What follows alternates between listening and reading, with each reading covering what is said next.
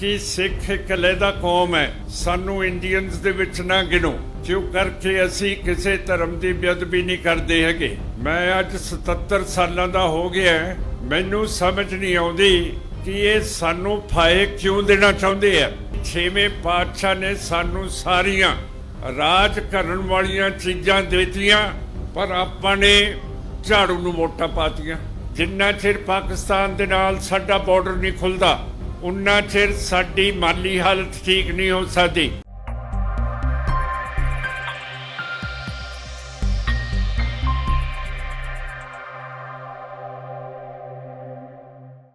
सत्कारयोग साध संगत जी, निमरता सहित आपनू फतेह अर्ज करते हैं। वाहिगुरू जी का खालसा, वाहिगुरू जी की फतेह।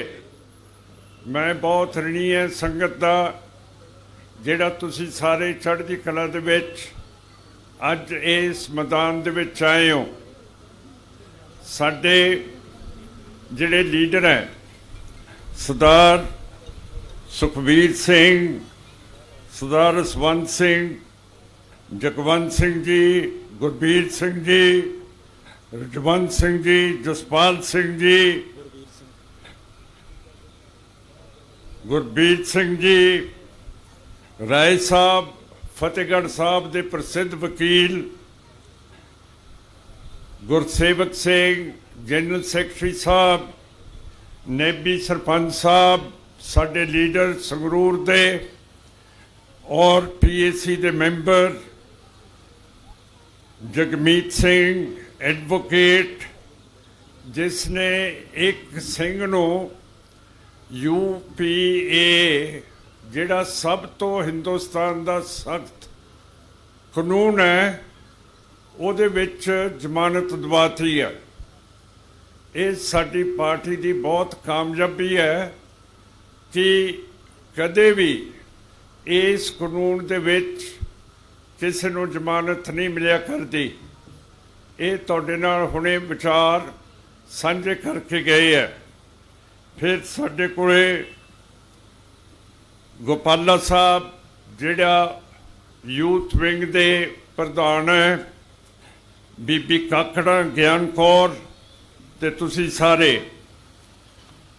सत्कारयोग साध संगत जी, ये इलैक्शनां दा मौका हैगा। मैंबर पार्लीमेंट का काम की हुंदा, एक तो अपने हल्के की नुमाइंदगी करता है, एक अपने सूबे की नुमाइंदगी करता है, एक अपनी कंट्री की, अपने मुल्क की नुमाइंदगी करता है। हुण नुमाइंदगी किवें करता है अपने सूबे की ते अपने मुल्क की।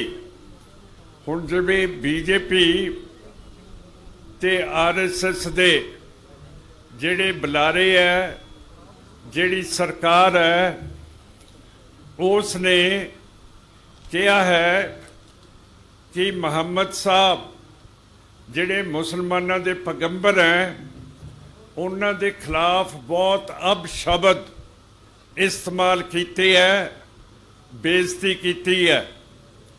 जिन्ने भी मुसलमान मुल्क हैं, उन्हां दे विच हफड़ा दफड़ी पै गई है कि ये कौन हुंदे है इंडियंस जिहड़े साडे पैगंबर की बेअदबी करते हैं। हुण इंडियंस दे विच असीं भी आ जांदे हैं, सानू भी गलत समझिया जांदा है। पर मैं सारे मुल्कां नूं कहा, इस्लामिक मुसलमान मुल्कां नूं, कि सिख एक अलहदा कौम है, सानू इंडियंस दे विच ना गिनो, क्यों करके असी किसी धर्म की बेअदबी नहीं करते है। असी सारियां दा सत्कार करते हैं। तुहाडे रिश्तेदार कई होणगे अरब मुल्कां दे विच, उन्हां नूं भी पता होऊगा कि इहो जी मुहम्मद साहब की बेअदबी करके किन्ना जिन्ने भी साडे हिंदू वीर है, उन्हां दे खिलाफ एक बहुत बड़ा तूफान सारे मुल्कां दे विच उड्डिया होया। सो ये MP का काम हुंदा है कि जदों भी अपनी कौम नूं ਕਿਸੇ ਤਰ੍ਹਾਂ ਦਾ ਖਤਰਾ ਪਵੇ ਉਸ ਦੀ ਗੱਲ ਕਰਨੀ ਪੈਂਦੀ ਹੈ। ਹੁਣ ਬੰਦੀਆਂ ਦਾ ਸਵਾਲ ਹੈ, ਸਾਡੇ 30 ਸਾਲ ਤੋਂ ਬੰਦੀ ਅਜੇ ਛੱਡੇ ਨਹੀਂ ਹੈ, ਤੇ ਇਹਨਾਂ ਨੂੰ ਕੌਣ ਛਡਾਊਗਾ? ਤੁਹਾਨੂੰ ਪਤਾ 2 ਵਾਰੀ 10 ਸਾਲ ਬਾਦਲ ਸਰਕਾਰ ਆਈ ਹੈ, 2 ਵਾਰੀ ਕਾਂਗਰਸ ਦੀ ਸਰਕਾਰ ਆਈ ਹੈ, ਹੁਣ ਆਮ ਆਦਮੀ ਪਾਰਟੀ ਆਈ ਹੈ, ਪਰ ਜਿਹੜੇ ਸਾਡੇ ਬੰਦੀ 30 ਸਾਲਾਂ ਤੋਂ ਅੰਦਰ ਬੈਠੇ ਹੈ ਉਹਨਾਂ ਦੀ ਖਬਰ ਕੌਣ ਲਊਗਾ? ਇਹ ਤਾਂ ਪਾਰਲੀਮੈਂਟ ਦੇ ਵਿੱਚ ਜਾ ਕੇ ਅੱਖ ਨਾਲ ਅੱਖ ਮਿਲਾ ਕੇ ਮੋਦੀ ਦੇ ਨਾਲ ਗੱਲਬਾਤ ਕਰਨੀ ਪਊਗੀ। ਜਦੋਂ ਭੁੱਲਰ ਸਾਹਿਬ ਨੂੰ ਫਾਂਸੀ ਦਾ ਹੁਕਮ ਹੋਇਆ ਸੀ ਉਸ ਵਕਤ ਤੁਸੀਂ ਮੈਨੂੰ ਸੰਗਰੂਰ ਦਾ MP ਬਣਾ ਕੇ ਪਾਰਲੀਮੈਂਟ ਭੇਜਿਆ ਸੀ। ਉਸ ਵਕਤ ਮੈਂ ਬਾਦਲ ਸਾਹਿਬ ਨੂੰ, ਟੋੜਾ ਸਾਹਿਬ ਨੂੰ, ਢੀਂਡਸਾ ਸਾਹਿਬ ਨੂੰ, ਸਾਰਿਆਂ ਨੂੰ ਪਾਰਲੀਮੈਂਟ ਦੇ ਵਿੱਚ ਬੁਲਾ ਕੇ ਹੋਮ ਮਿਨਿਸਟਰ ਗ੍ਰਹਿ ਵਜ਼ੀਰ LK ਅਡਵਾਨੀ ਨੂੰ ਮਿਲਾਇਆ। ਅਸੀਂ ਕਿਹਾ ਕਿ ਭੁੱਲਰ ਸਾਹਿਬ ਨੂੰ ਫਾਂਸੀ ਨਹੀਂ ਆਉਣੀ ਚਾਹੀਦੀ, ਕਿਉਂ ਕਰਕੇ ਇਹ ਜਰਮਨ ਤੋਂ ਤੁਹਾਡੀ ਪੁਲਿਸ ਇਹਨਾਂ ਨੂੰ ਫੜ ਕੇ ਲਿਆਈ ਹੈ, ਤੇ ਜਰਮਨ ਦਾ ਕਾਨੂੰਨ ਹੈ ਕਿ ਕੋਈ ਵੀ ਬੰਦੀ ਹੋਵੇ ਉਸ ਨੂੰ ਫਾਂਸੀ ਦਾ ਹੁਕਮ ਨਹੀਂ ਹੋਇਆ ਕਰਦਾ। ਪਰ ਇੰਡੀਆ ਦੇ ਵਿੱਚ ਆ ਕੇ ਹੁਣ ਤੁਸੀਂ ਦੇਖੋ ਕਿੰਨੀ ਬੇਇਨਸਾਫੀ ਸਾਡੇ ਨਾਲ ਹੁੰਦੀ ਹੈ। ਸੁਪਰੀਮ ਕੋਰਟ ਦੇ 3 ਜੱਜ ਬੈਠੇ, ਜਿਹੜਾ ਸਭ ਤੋਂ ਵੱਡਾ ਜੱਜ ਸੀ ਉਹ ਮੁਸਲਮਾਨ ਸੀਗਾ, 2 ਜੱਜ ਸਾਡੇ ਹਿੰਦੂ ਭਰਾ ਸੀਗੇ, ਜਿਹੜਾ ਚੀਫ ਜੱਜ ਵੱਡਾ ਸੀ ਮੁਸਲਮਾਨ, ਉਸ ਨੇ ਭੁੱਲਰ ਸਾਹਿਬ ਨੂੰ ਬਿਲਕੁਲ ਰਿਹਾ ਕਰਤਾ ਕਿ ਹੱਥ ਖੜੀ ਕਰ ਕੱਢੋ ਤੇ ਇਹਨਾਂ ਨੂੰ ਘਰੇ ਪਹੁੰਚਾਓ। ਪਰ ਜਿਹੜੇ 2 ਹਿੰਦੂ ਜੱਜ ਸੀਗੇ ਸੁਪਰੀਮ ਕੋਰਟ ਦੇ, ਉਹਨਾਂ ਨੇ ਫਾਂਸੀ ਦਾ ਹੁਕਮ ਦੇਤਾ। ਤੇ ਸਤਿਕਾਰਯੋਗ ਸਾਧ ਸੰਗਤ ਜੀ, 3 ਜੱਜਾਂ ਦੇ ਫੈਸਲੇ ਦੇ ਵਿੱਚੋਂ ਜਦੋਂ ਸਰਬਸੰਮਤੀ ਦਾ ਫੈਸਲਾ ਨਾ ਹੋਵੇ ਫਿਰ ਫਾਂਸੀ ਨਹੀਂ ਦਿੱਤੀ ਜਾਂਦੀ। ਪਰ ਭੁੱਲਰ ਸਾਹਿਬ ਨੂੰ ਫਾਂਸੀ ਦੇ ਆਰਡਰ ਦੇ ਦਿੱਤੇ ਗਏ ਕਿ 2 ਜੱਜਾਂ ਨੇ ਕਿਹਾ ਫਾਂਸੀ ਦਿਓ। ਹੁਣ ਸਾਡਾ ਕੀ ਵੈਰ ਹੈ ਸਾਡੇ ਹਿੰਦੂ ਭਰਾਵਾਂ ਦੇ ਵਿੱਚ? ਮੈਂ ਅੱਜ 77 ਸਾਲਾਂ ਦਾ ਹੋ ਗਿਆ, ਮੈਨੂੰ ਸਮਝ ਨਹੀਂ ਆਉਂਦੀ ਕਿ ਇਹ ਸਾਨੂੰ ਫਾਇਦੇ ਕਿਉਂ ਦੇਣਾ ਚਾਹੁੰਦੇ ਆ। ਸੋ ਪਾਰਲੀਮੈਂਟ ਦੇ ਵਿੱਚ ਅੱਜ ਇਹੀ ਚੀਜ਼ ਹੈ ਕਿ ਸਿੱਖਾਂ ਦੀ ਆਵਾਜ਼ ਉੱਥੇ ਗਈ ਨਹੀਂ। ਤੁਸੀਂ ਵੋਟਰ ਹੈਗੇ ਹੋ, ਤੁਸੀਂ ਇੱਥੋਂ ਭਗਵੰਤ ਜੀ ਨੂੰ ਪਾਰਲੀਮੈਂਟ ਦੇ ਵਿੱਚ ਭੇਜਿਆ, ਉਹ ਸੁੱਚੇ ਮੂੰਹ ਤੁਸੀਂ ਭੇਜਤਾ, ਸੁੱਚੇ ਮੂੰਹ ਵਾਪਸ ਆ ਕੇ ਹੁਣ ਸਾਡੇ ਚੀਫ ਮਿਨਿਸਟਰ ਬਣ ਗਏ ਆ। ਹੁਣ ਇਹ ਭਗਵੰਤ ਜੀ ਦਾ ਤਾਂ ਕਸੂਰ ਹੈ ਨਹੀਂਗਾ, ਇਹ ਆਪਣਾ ਕਸੂਰ ਹੈ, ਕਿਉਂ ਕਰਕੇ ਵੋਟਰ ਤਾਂ ਆਪਾਂ ਹੈਗੇ ਆ। ਜਿੰਨੇ ਵੀ MLA ਆਪਾਂ ਨੇ ਚੁਣ ਕੇ ਭੇਜੇ ਹੈ, ਅਜੇ ਤੱਕ ਸਾਰਿਆਂ ਦਾ ਮੂੰਹ ਸੁੱਚਾ ਰਿਹਾ, ਉਹ ਬੋਲਦੇ ਨਹੀਂ। ਤੇ ਫਿਰ ਸਾਡੇ ਕੰਮਕਾਰ, ਸਾਡੀਆਂ ਤਕਲੀਫਾਂ ਕਿਵੇਂ ਦੂਰ ਹੋਣਗੀਆਂ? ਸੋ ਜਿਹੋ ਜੀ ਵੋਟਰ ਵੋਟ ਪਾ ਕੇ ਆਪਣੇ ਨੁਮਾਇੰਦੇ ਚੁਣਦੇ ਹੈ, ਉਹੋ ਜਿਹੀ ਸਰਕਾਰ ਸਾਨੂੰ ਮਿਲਦੀ ਹੈ। ਹੁਣ ਤੁਸੀਂ ਖਫਾ ਹੈਗੇ ਹੋ ਕਿ ਸਾਡੇ ਕੰਮ ਨਹੀਂ ਹੁੰਦੇ। ਜਿਹੜੇ ਸਾਡੇ ਨਾਲ ਵਾਅਦੇ ਕੀਤੇ ਸੀ 1000 ਰੁਪਈਆ ਹਰੇਕ ਬੀਬੀ ਨੂੰ ਦੇਵਾਂਗੇ, ਇਹੋ ਜਿਹੇ ਜਿਹੜੇ ਬਿਜਲੀ ਸਸਤੀ ਕਰਾਂਗੇ, ਹੋਰ ਜਿੰਨੇ ਵੀ ਵਾਅਦੇ ਕੀਤੇ ਸੀ ਉਹ ਲਾਗੂ ਨਹੀਂ ਕੀਤੇ। ਫਿਰ ਕਸੂਰ ਕਿਹਦਾ ਹੈਗਾ? ਕਸੂਰ ਤਾਂ ਬਣਾਉਣ ਵਾਲੇ ਦਾ, ਜਿੰਨੇ ਇਹੋ ਜਿਹੇ MLA ਬਣਾਤੇ। ਹੁਣ ਤੁਸੀਂ ਮੈਨੂੰ ਦੱਸੋ, ਤੁਸੀਂ ਸਾਰੇ ਬਹੁਤੇ ਸਾਰੇ ਇੱਥੇ ਸਿੱਖ ਹੈ, ਹੁਣ छेवें पातशाह ने उस जमाने दे विच मुगल हुकूमत दे विच जदों गैर मुसलमान किरपान नहीं सी चक सकदा, ये किरपान राज भाग की निशानी हुंदी है, ये बादशाही की निशानी हुंदी है, ये नहीं सी चक सकदा, ना ही घोड़े की सवारी कर सकदा सी, ना सिर दे उत्ते ताज पहन सकदा सी, ना शिकार खेडण नूं बाज रखदा सी।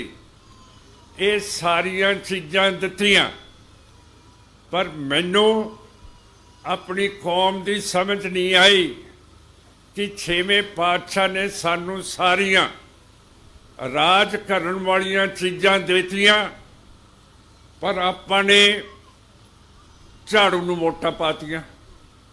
हुण दसो, मैनू दलील दसो कि राज करन वालियां सारियां चीज़ां तुहानूं गुरु साहब ने देतियां, ते जिहड़ा गुरु साहब ने पहली पातशाही गुरु नानक साहब ने हुक्म दिता कि कोई जात पात नहीं है, कोई बौकर नहीं चकूगा, कोई झाड़ू नहीं फेरूगा, आपां सारियां ने झाड़ू फड़ लिया, बौकर फड़ ली।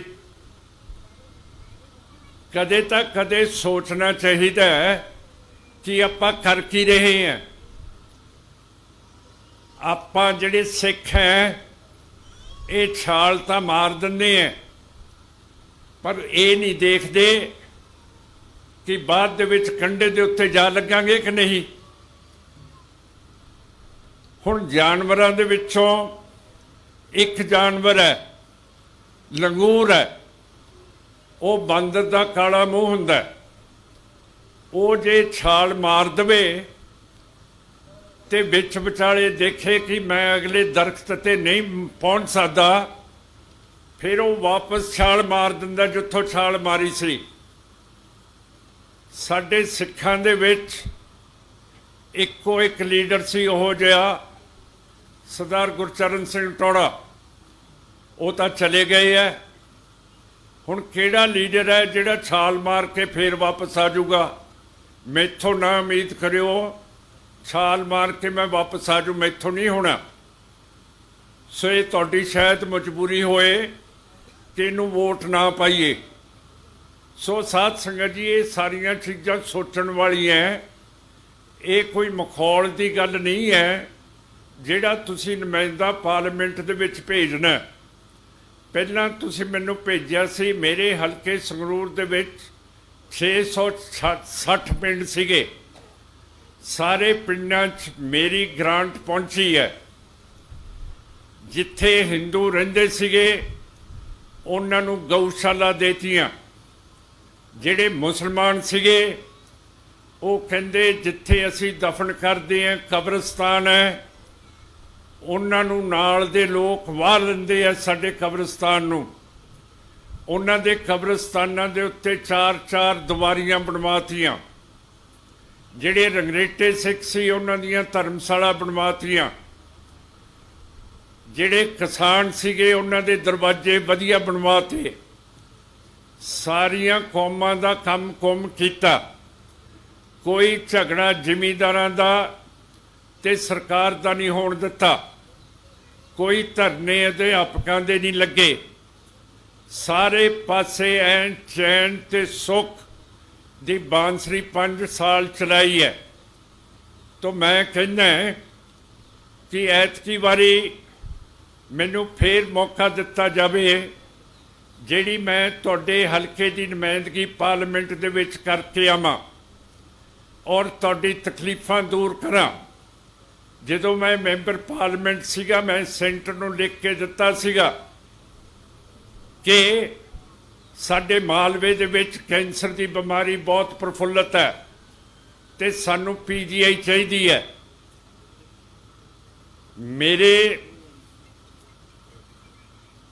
टाइम दे विच तां PGI नहीं बनी, पर जिहड़ा अगला MP आया सिंगला वो सियाणा सीगा। जिहड़ी चीज़ मैं दर्ज कराई सी उहदी कांग्रेस सरकार सेंटर सीगी। PGI हुण तुहाडे भवानीगढ़ दे कोले बन गई है। संगरूर दे विच टाटा दा कैंसर हॉस्पिटल है। हुण तुहानूं किते जाण दी लोड़ नहीं है, तुहाडे घर दे विच सारा इलाज होऊगा। ते जिहड़ी कमी रह जूगी पिंडां दे विच वो भी तुहाडे कहण दे उत्ते पूरी करांगे। किसी किस्म की टोट नहीं आउण देनी। पता नहीं जदों मैं MP सी मेरे विचार टाइम तो बहुत अगे सीगे। मैं दिल्ली तो बठिंडे शताब्दी भी चलाती सी, जिहड़ी सब तो वधिया गड्डी है कि साडे जिहड़े शाहूकार है, जिहड़े वपार करते हैं, जिमींदार हैं, वो दिल्ली जाया करनगे अपना कामकार करन नूं। पर साडे लोकां ने वो रेल गड्डी कबूल नहीं की, वो फिर कैंसल करनी पई। होर जिहड़ी चीज़ तुहानूं चाहीदी होगी वो असीं करांगे। तुहाडे यूनीयन बना दांगे ट्रक्कां दे, जे नहीं बने हैगे होर जिहड़ियां कमियां वो पूरीआं करांगे। पर एक चीज़ दे उत्ते मैं जोर दूंगा कि साडे बच्चों की पढ़ाई जरूरी होनी चाहिए है, खास करके साडियां धीआं दी। क्यों करके जे आपां धीआं नूं पढ़ाउंदे नहीं, उन्हां दे विआह हो जांदे है। विआह करन वेले कई साडे ग्रंथी जोड़ी नूं दसदे है कि भाई बीबी हुण तेरा घर सहुरे घर हैगा, तेरे हुण मापे नहीं है, तेरी सस ते सहुरा तेरे माई बाप हैगे आ। जे साडी बीबी सहुरे जाके तंग हुंदी है, उन्हों पता हुंदा है कि मैं तां घरों गुरु ग्रंथ साहब दे सामने मैनूं कहता है कि मेरे पेके मेरे घर नहीं है। वो बेचारियां दुखी होइयां खुदकशियां कर दिंदियां। आपां ने इस तरह नहीं होण देना। आपां अपनियां बीबियां नूं पढ़ाउणा है उत्ते तक कि जे किसी वेले उन्हां नूं तंगी आए वो नौकरी कर सकदियां और इज्जत ते मान दे नाल अपना जीवन जीव सकदियां। तुहाडे लई खेडां दा इंतजाम पक्का करना। अज हरियाणा, हिमाचल प्रदेश ते दिल्ली जिहड़े कोई सूबे नहीं सी गिणे जांदे, वो खेल मैदान दे विच बहुत अगे आ गए है। किसानां दे काम करने हैं। हुण दूजे दिन मैं गया सी सुनाम जदों मैं गया, मेरे कोले जिमींदार आ गए कि साडी मूंगी दी फसल नहीं जी चक्की जाती। हुण सरकार ने तो तुहाडे कंन दोबारा भरते है कि कणक ना लाओ, जीरी ना लाओ, होर कुछ लाओ। जे हुण मूंगी लाती है तो उहदी बिक्री मंडी दे विच हो ही नहीं रही। जिहड़े FCI वाले है जां गौरमेंट की खरीद है, वो कहते हैं कि तुसी पटवारी तो फर्द लेके आओ कि ये मूंगी तुहाडे खेतां दे विचों दी उगी है। हुण तुसी दसो कदों असी फर्द लेके आउंदे हैं अपनी कणक दा जां झोने दा? ये तां जिमींदारां नूं खराब करन दी गल है। अगली चीज़ है, जिन्ना चिर पाकिस्तान दे नाल साडा बॉर्डर नहीं खुलदा, उन्ना चिर साडी माली हालत ठीक नहीं हो सकती। तुहानूं शायद पता होगा कि पाकिस्तान दे विच अज कमी है कणक दी, ते पाकिस्तान कणक मंगा रहा रूस तो। साडा बन्ना लगदा पाकिस्तान दे नाल कि साडी कणक उत्थे नहीं जा सकदी। जे रस्ते खुल जाण, साडे बेरोजगार जिहड़े काके है वो धंधे दे उत्ते लगणगे, उन्हां कोले ट्रांसपोर्ट होऊगी। कई मुल्कां दे विच अपनियां जिनसां जाणगियां, ਵਪਾਰੀ ਵੀ ਕਮਾਉਣਗੇ, ਖੇਤ ਮਜ਼ਦੂਰ ਵੀ ਕਮਾਉਣਗੇ। ਇੱਥੇ ਜਦੋਂ ਆਪਾਂ ਬਾਸਮਤੀ ਲਾ ਦਿੰਦੇ ਹਾਂ, ਉਹਦੀ ਕੀਮਤ ਹੁੰਦੀ ਹੈ ਸ਼ਾਇਦ 3000 ਰੁਪਈਆ ਜਾਂ 3200 ਰੁਪਈਆ ਕੁਇੰਟਲ। ਪਰ ਪਾਕਿਸਤਾਨ ਤੋਂ ਅਗਲਾ ਮੁਲਕ ਹੈ ਈਰਾਨ, ਉੱਥੇ 8000 ਰੁਪਈਆ ਕੁਇੰਟਲ ਉਹਦੀ ਕੀਮਤ ਹੈ। ਜੇ ਸਾਡੀ ਬਾਸਮਤੀ ਉੱਥੇ ਜਾਣ ਲੱਗ ਪਏ, ਫਿਰ ਆਪਣੇ ਕਰਜ਼ੇ ਨਾ ਟੁੱਟ ਜਾਣ, ਜਿਹੜੇ ਆਪਾਂ ਰੋਜ਼ ਸਰਕਾਰ ਦੇ ਅੱਗੇ ਹੱਥ ਜੋੜਦੇ ਹਾਂ, ਅੱਡਦੇ ਹਾਂ ਕਿ ਸਾਡੇ ਮਾਫ ਕੀਤੇ ਜਾਣ ਕਰਜ਼ੇ। ਆਪਾਂ ਲੋਕ ਅਣਖ ਵਾਲੇ ਹੈਗੇ ਹੈ, ਆਪਾਂ ਨੇ ਕਿਸੇ ਦੇ ਅੱਗੇ ਹੱਥ ਨਹੀਂ ਟੱਡਨੇ। ਆਪਾਂ ਆਪਣੀ ਮਿਹਨਤ ਤੇ ਮਜ਼ਦੂਰੀ ਜੋ ਗੁਰੂ ਨਾਨਕ ਸਾਹਿਬ ਨੇ ਸਾਨੂੰ ਦਿੱਤੀ ਹੈ, ਉਹ ਕਰਕੇ ਆਪਣਾ ਜੀਵਨ ਬਤੀਤ ਕਰਨਾ। ਸੋ ਸਾਧ ਸੰਗਤ ਜੀ, ਇਹ ਛੋਟੀਆਂ ਜਿਹੀਆਂ ਗੱਲਾਂ ਹੈਗੀਆਂ ਜਿਹੜੀਆਂ ਮੈਂ ਤੁਹਾਡੇ ਨਾਲ ਕਰ ਰਿਹਾ, ਪਰ ਜਿਹੜੀ ਵੀ ਤਕਲੀਫ ਤੁਹਾਨੂੰ ਹੋਊਗੀ, ਕੋਈ ਝਗੜਾ ਨਹੀਂ ਹੋਣ ਦੇਣਾ, ਕੋਈ ਲਾਲੇ ਬਾਣੀ ਦੇ ਉੱਤੇ ਪੁਲਿਸ ਦਾ ਇਨਕਮ ਟੈਕਸ ਦਾ ਛਾਪਾ ਨਹੀਂ ਵੱਜੂਗਾ, ਕਿਸੇ ਤਰ੍ਹਾਂ ਦੀ ਤਕਲੀਫ ਨਜਾਇਜ਼ ਪੁਲਿਸ ਨਹੀਂ ਤੰਗ ਕਰੋਗੀ। ਸਾਰਾ ਜਿੰਨਾ ਵੀ ਨਿਜ਼ਾਮ ਹੈਗਾ ਉਹ ਆਪਣੇ ਕੰਟਰੋਲ ਦੇ ਵਿੱਚ ਹੋਊਗਾ। ਸੋ ਤਕੜੇ ਹੋ ਕੇ ਤੁਸੀਂ ਆਪਣੀਆਂ ਜ਼ਿੰਦਗੀਆਂ, ਜੋ ਰੱਬ ਨੇ ਸਾਨੂੰ ਆਜ਼ਾਦੀ ਬਖਸ਼ੀ ਹੈ, ਉਹਦੇ ਅਧੀਨ ਤੁਸੀਂ ਰਹੋਗੇ ਔਰ ਆਪਣੀ ਜੀਵਨ ਬਤੀਤ ਕਰੋਗੇ। ਮੈਂ ਆਸ ਕਰਦਾ 23 ਤਰੀਕ ਨੂੰ ਬਾਲਟੀ ਦੇ ਮੋਹਰ ਲਾ ਕੇ ਫਤਿਹ ਬਖਸ਼ੋਗੇ। ਸੋ ਫਤਿਹ ਅਰਜ ਕਰਦਾ। ਵਾਹਿਗੁਰੂ ਜੀ ਕਾ ਖਾਲਸਾ, ਵਾਹਿਗੁਰੂ ਜੀ ਕੀ ਫਤਿਹ।